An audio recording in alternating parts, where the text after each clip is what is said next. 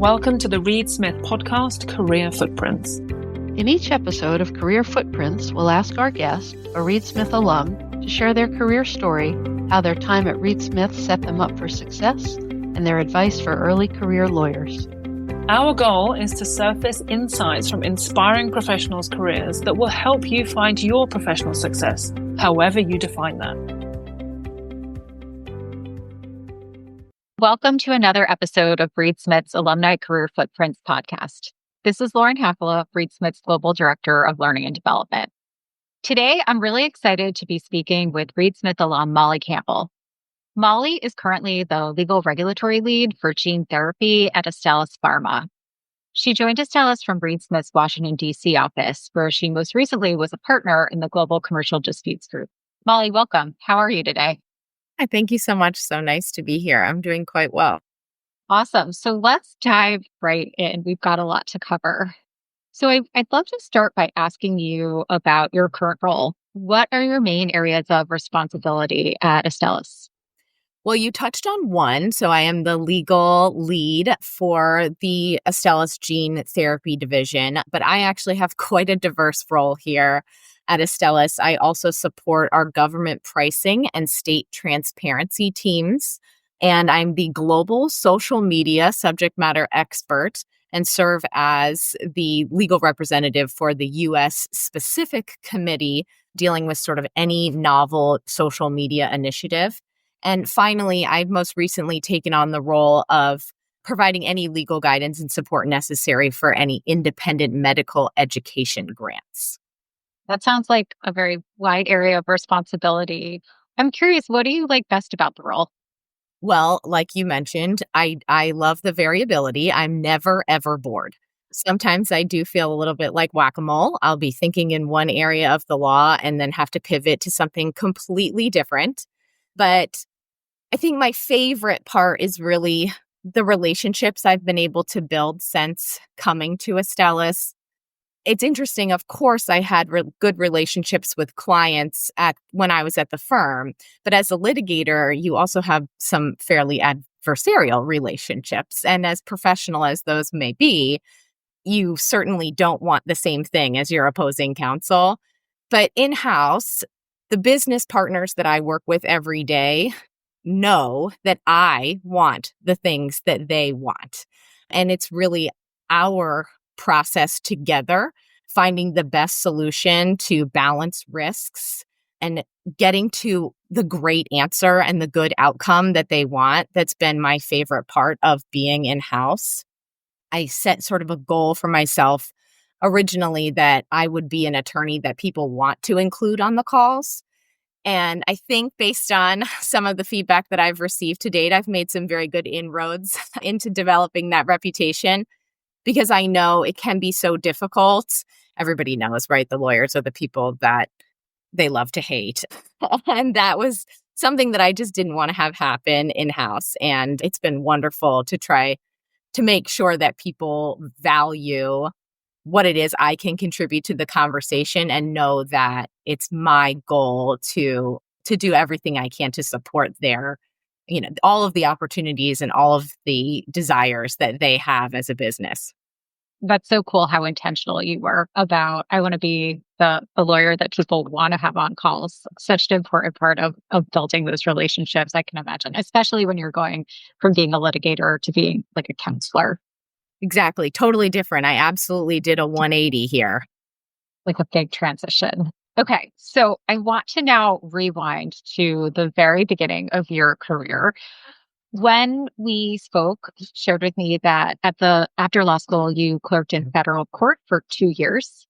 And I'd love to hear more about that experience. What an invaluable experience, I have to say. Anyone who would have the opportunity to clerk, I certainly recommend it. I was very fortunate that my judge was a teacher through and through. In fact, he was a teacher before he came to be a judge and an attorney.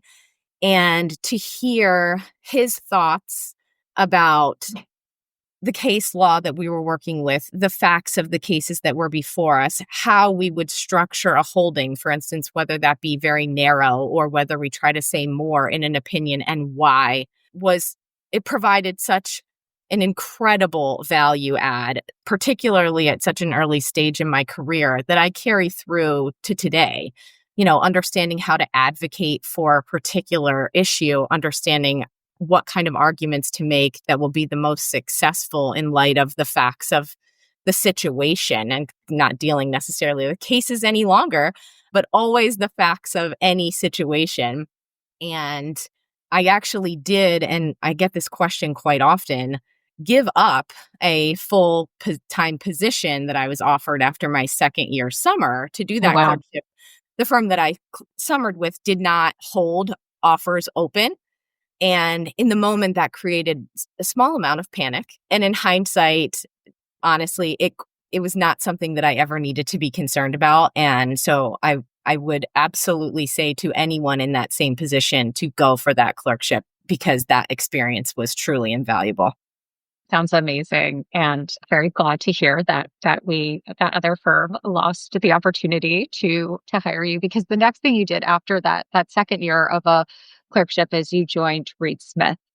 And it sounds like you had some pretty broad and pretty good experience compared to someone who was going straight from law school into the law firm. So, given that you had 2 years of clerking for an amazing teacher, could you tell us a little bit about what was your experience of the first few years of practice? Absolutely. And I have to say, I did interview at a number of firms before landing on Reed Smith. And one of the reasons I did so was, well, firstly, because the people were so incredible. I felt very enthusiastic about the opportunity to work with every single person who interviewed me. And I know they didn't just give me the good ones, because when I came back again for a more sort of substantial just second round with additional people, it just seemed like everyone truly had a similar mindset. And it was mine, right? It was what I wanted to do. And one of the things that I gathered from that interview process, and what proved to be true later, was how much real experience I was able to have immediately. And I did work on such a diverse caseload when I first arrived, actually, really probably for about 5 years. Wow. Everything from financial services work, the global regulatory work, labor, appeals, commercial litigation. I sort of had my hands in everything. And I was fortunate that because I came in from a clerkship, people really valued my perspective as a writer and an advocate. So I did a lot of writing motions. And then I was very interested in arguing those motions, and immediately was encouraged to do so. And of course, with pretty good success, at least initially, I was able to continue doing so. And people really encouraged that. So one of the things that I, again, really value about Reed Smith is that they allowed me to be so adventurous and curious about what I ultimately wanted to do. And really, I pretty much touched every practice group that we had, save for the corporate M&A, which I still have no idea what they do or how they do it. So that Well, it's so funny. I feel like I say this in conversation with each of our alumni, because so many have said what you just said about the fact that you were able to jump in and, given that you were enthusiastic about the work and you built trust with people, you were permitted to get a lot of substantive real experience straight off the bat. I think I even did my first deposition that first year that I was at Reed. So just came in and said, "Oh, I'm interested in doing a deposition," and got handed a deposition to do. Nobody threw me in the deep end. It was a very reasonable deposition of a very friendly witness, but what a fantastic opportunity again, straight away. That's incredible. Okay, so you said that for the first 5 years, really, you had this opportunity. You took cases in a variety of subject matters. At some point, you got promoted. So, can you talk a little bit about how you thought about positioning yourself for promotion and maybe narrowing down and picking a specialty? That's something that associates ask about a lot. So, it'd be great to hear how you thought about that as you got more senior. They're right to be thinking about it, so good for them. I think perhaps I started thinking about that a little bit too late. It still worked out, but I recommend considering all of your options perhaps a bit sooner than I. And so I'll talk about this in two stages. First, I was in the Philadelphia office of Reed Smith for the first 2.5 years of my practice, and then moved to Washington, D.C. And that was a result of my husband getting a job in Washington, D.C. And this was before the times of remote work and comfort with the technology of doing so.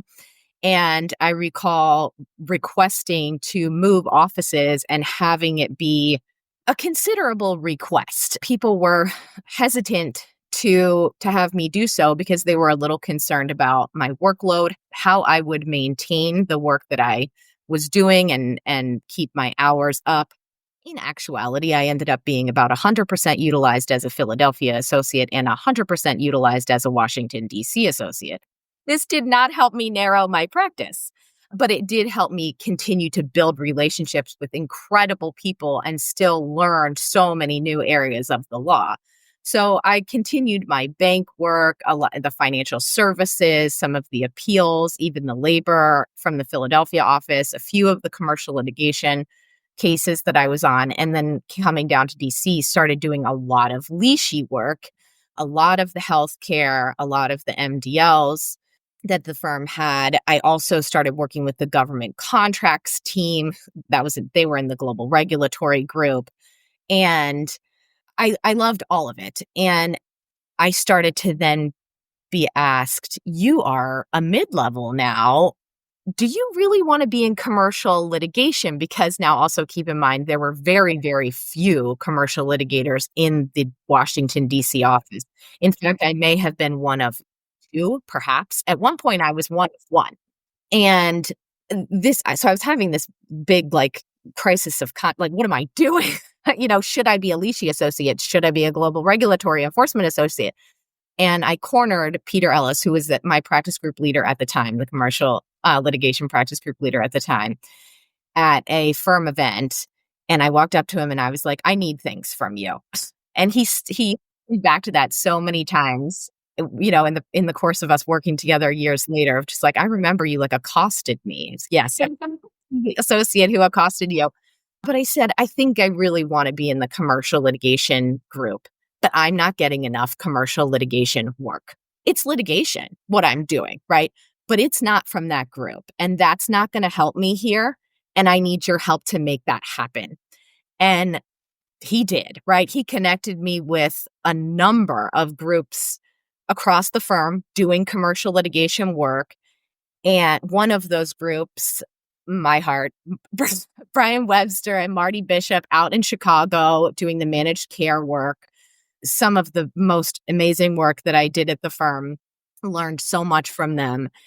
And actually the firm had me do, I'm not certain that they still do this. I hope they do, but the internal secondments where they send associates out to other offices to work more closely with the teams that they likely were working with remotely.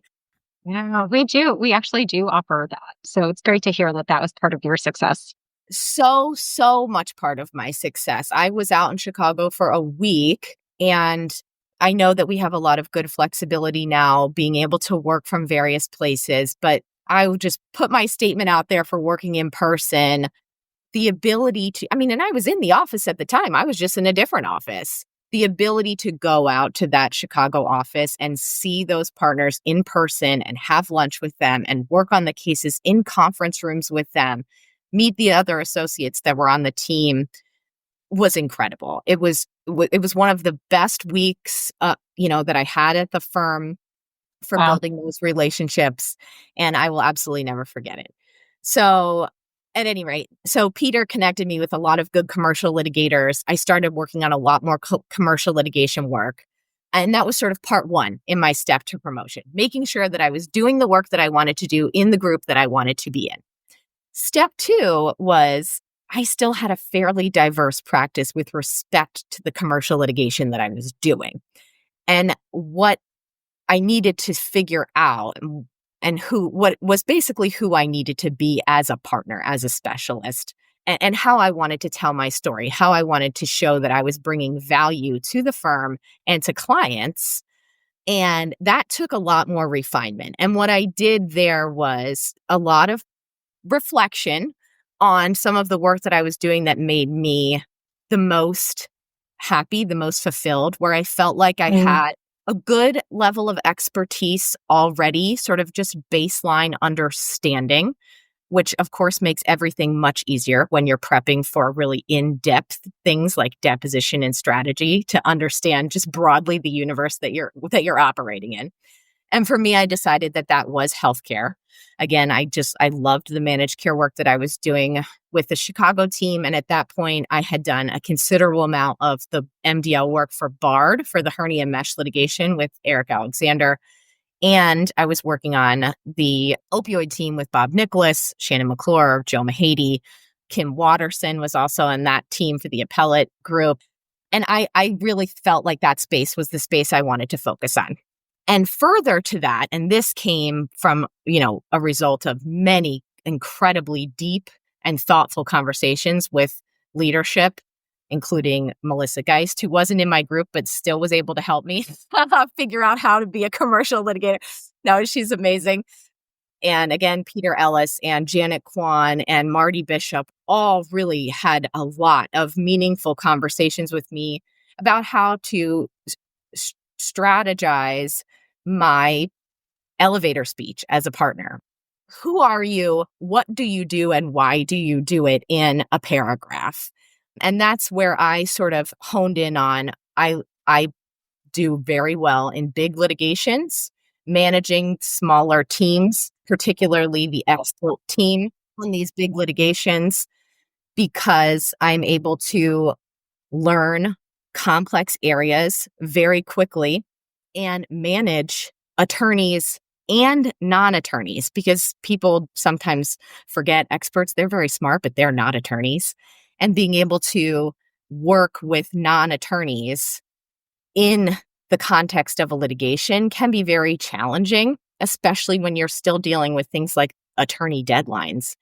And so that's ultimately where I came down as I'm a commercial litigator. I specialize in these large-scale healthcare matters, and I excel in the smaller teams, thinking both broadly in the context of the case itself, but also incredibly detailed and narrowly so in the various expert realms as well.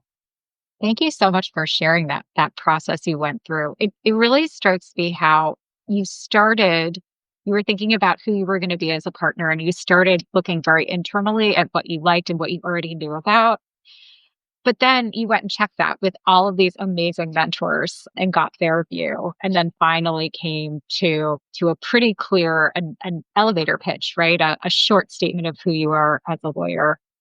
Yeah, and it was really essential to make sure that when I was saying who I was and what I wanted to do, that people, number one, understood, and number two, identified. I remember the first time I went to talk to Peter Ellis, and he's like, here's my thoughts. Here's what I'm thinking. And he's like, yeah, I don't buy it. And, oh my God, how devastating. But really and truly, I was like, okay, so next Tuesday, I'll schedule something. We'll try again. And it was very valuable because ultimately I really did come to a deeper understanding of what I wanted to do and who I wanted to be. They weren't going to let me be fluffy about it. That's the case. And you don't want to be, right? That's not what you want to ultimately do. So it was essential to make sure you workshop that with people who have gone before you, with people who know you and who know the firm. That's really great advice. So I could ask you a lot more about your time at the firm, but I want to move on to your move in-house. So you were obviously very successful at Reed Smith and you were promoted to partner. So after kind of grabbing that major brass ring and experiencing so much success, I wonder if you could tell us a little bit about why you decided to move in-house. I think I always had an interest in moving in-house. I had done the clerkship. I had been at the firm. This was always something that was at least of interest to me. And many, that might not be the case. But for me, it certainly was. Although at some point, I sort of thought perhaps it was not going to happen. I was very senior. I was really happy at the firm. I was doing a lot of what I wanted to do with a lot of wonderfully cool people. But I actually ended up having a medical procedure that resulted in a genetic test and found that I was a carrier for a genetic mutation that created a very, very high risk of cancer for me. And after a lot of reflection, I thought, boy, it's going to be very hard to be a trial attorney going through an awful lot of surgeries over the next few years. And I know a lot about myself. And I know that first, as a mother of two young children, and second, as a partner in a firm, and third, as a wife, all of those things would take precedent over fourth, me as an individual working through a medical diagnosis. And I was concerned that no matter how much grace I would be given, and to be honest, I knew I would be given a lot of grace. I just recently mentioned my two young children. They were the product of IVF, and I let my teams know when I was going through that process. And again, shout out to Brian Webster and Marty Bishop, who, were at an arbitration when I called to let them know that we had like positive pregnancy test and we all did like a dance together. So wonderful. Yeah. And so I knew that team would be supportive. I knew that I could make it happen. But as I also mentioned, I knew that all of the things that I needed to do for myself still would come last on a very long list of responsibilities. And I just happened to mention this crises to a friend who was at Reed Smith for a very long time, Julia Haywood, and left as an associate to move over to a company. And, again, I was just simply talking through a lot of what was going on for me at that time. And a few weeks later, she came back and said, Molly, we had this job opening up and totally different than what you do now, but I think that you would really like it. And, you should apply. And I said, Julia, I do not have time to apply for this job. I am getting ready for a trial. I am getting ready for expert reports in another case. I don't have a resume that is updated. I have no idea how I would even do that. And she said, send me your resume. I'll look at it. So Julia fixed my resume for me. And I believe my husband uploaded it to the platform. And a few days later, I got a call asking if I'd be interested in interviewing. And, it was fascinating. I felt like this was one of the moments where the stars really aligned for me, much like, the interview with Reed Smith. I had calls with a number of people from the Astellas team, and each one of them felt so enthusiastic about their job, what they were doing, the patients that they were helping. And it just felt like a group of people that I truly wanted to be able to work with. Everyone also was extremely kind, extremely intelligent, and the description of the things that I would be doing felt really unique and interesting to me, specifically the gene therapy. I mean, talk about cutting edge technology and where healthcare is headed. And so that felt like something I really couldn't pass up. And the government pricing is really unique, really challenging area of the law, and also something that I felt like could be a really cool thing to add sort of to my overall skill set as an attorney. So I thought the interviews went great. I thought there are a lot of people that interview for in-house positions. I did everything that I could. And about 2 days later, I got called and offered the position. It was amazing. I actually learned later that I was one of the only people that they interviewed, and I was that Astellas was the only interview that I also did. So I think that somewhere out in the universe, this position was the right call for everybody. It was something I just couldn't say no to. So to harken back to your question of why would I have left the big law firm after making partner, after doing, the thing? And as you've heard, I think obviously it was a culmination of a lot of reasons, including those personal ones where I felt like being a trial attorney, at the level that I wanted to be, where I was traveling to the far off trials, doing all of the depositions and witness prep, and anywhere the client would be, I would be, on top of the additional business development that I wanted to do, to be the kind of partner and participant in the business that I wanted to do. I felt like that was going to be really, really challenging. And then this opportunity just fell into my lap. And let me be clear, there are some serious challenges here. The subject matter, as I've mentioned, is so challenging. The global nature of the business that I'm working in, it's certainly not a 9 to 5. I've got people on every coast and in Europe. So, I'm pretty much always on call. And not to mention the fact that I don't have this team of associates and paralegals and all of these wonderful helpers that I did when I was a partner.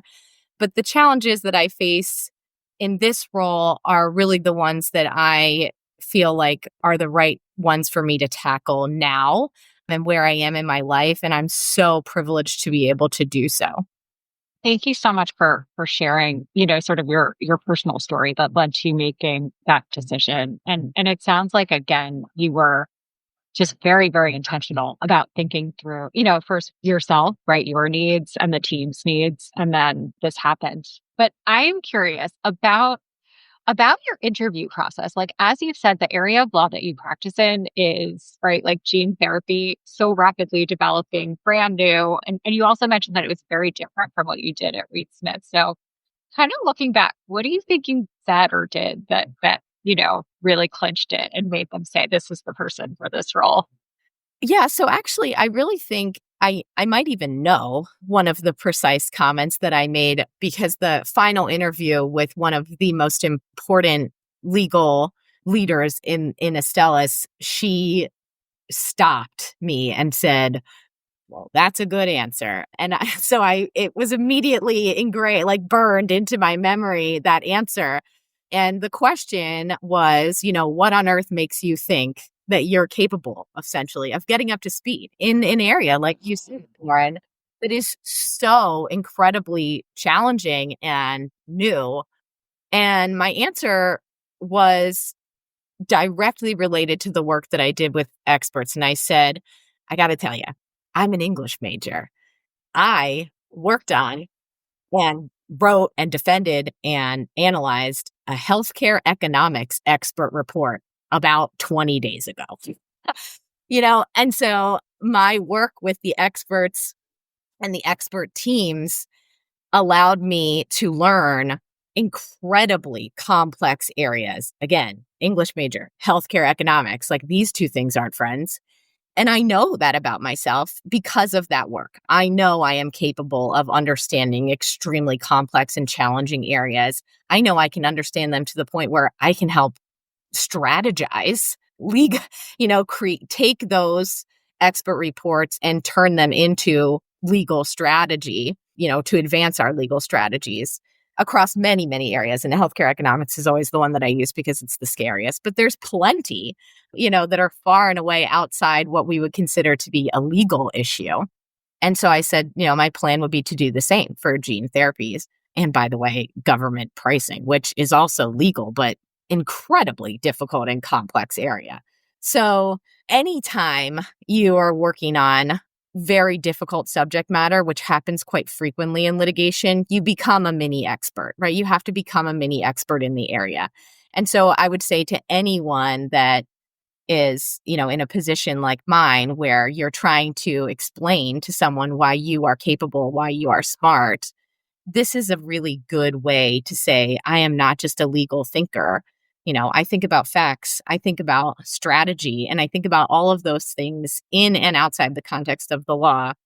And being able to know that about yourself and be confident in your skills. Don't shy away from hard questions. Don't shy away from someone challenging you, because the ability to learn and understand things, it's always in your back pocket.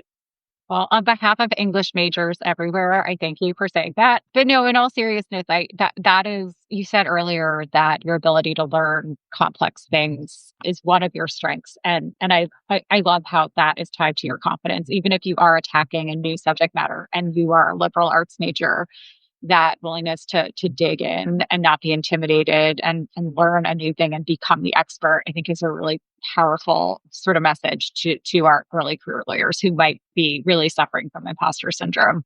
Well, okay. I want to ask you one final question before we have to let you go, Molly. So throughout this conversation, it's been super clear how much you love your work. You said you kind of knew that from day one of your clerkship, and you loved it enough to make partner and to transition to a really complex role. And you also shared, like on a personal note, that you're a parent and you're someone who had to make some consequential health decisions.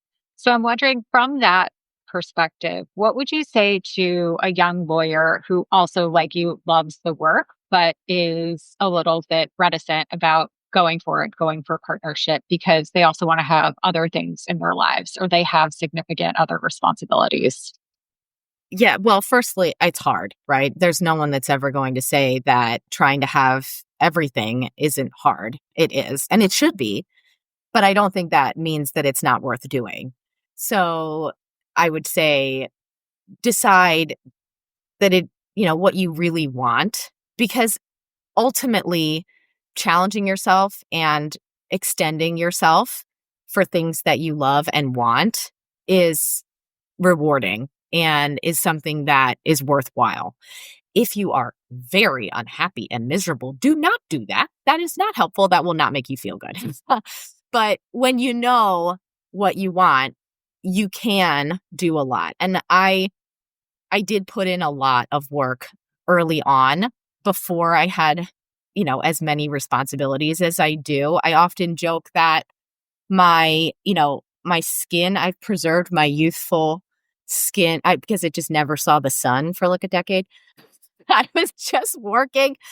But as I established my reputation, as I got a good foundation in the law and in my practice and in my skills from doing so, when the more complex my life became, because I had children, because I had some medical issues, because, life gets in the way oftentimes, I had all of these phenomenal foundational relationships, skill sets, confidence in myself, others having confidence in me that enabled me to take the time. But one of the things that I think I did well, and sometimes it was really hard, was to be vocal about what it was that I needed. Because if you don't tell people, they aren't going to know. And occasionally you'll have someone who is paying enough attention or has the time to pay attention that you might get a question. And I did get a couple questions along the way. And that was lovely and wonderful of them. But it's not someone's responsibility to guess at what you need. It's your responsibility to let people know. And when you do, and when they value you as a person, as an associate, as a team member, whatever the case may be, they make space for you. But you have to give them the chance.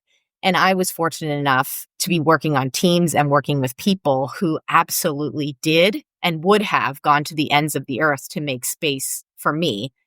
And then at the end of the day, I had to know, even with everything that everyone else could do for me, was it going to be enough? And that's the time when you have to ask yourself, what do you need to do for yourself? And that's when I made some pretty hard decisions, some decisions I never contemplated that I would ever make. And so far, I've been really, really happy with all of my results. And I feel like I did everything the right way. But even when mistakes are made, there's always coming back from them when you've communicated, when you've honored how you are feeling and what you need to do for yourself and for your family. And people really respect that. Thank you so much. That's really powerful advice, particularly about, when you want something, pursuing it and asking for the help you need from people with whom you've built trust. Well, Molly, thank you so much for sharing so much about your career story and how your personal life contributed to it and your success. And thank you all for being with us this episode of Reed Smith's Career Footprints podcast. We hope to see you in a future episode. Thanks, everyone. Career Footprints is a Reed Smith production. Our producer is Ali McCardle.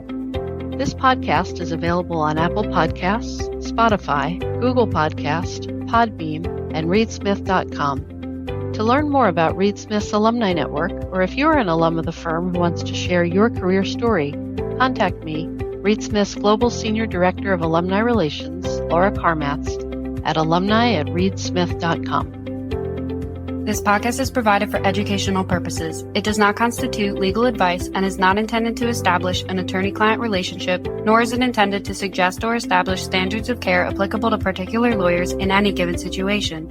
Prior results do not guarantee a similar outcome. Any views, opinions, or comments made by any external guest speaker are not to be attributed to Reed Smith LLP or its individual lawyers. All rights reserved.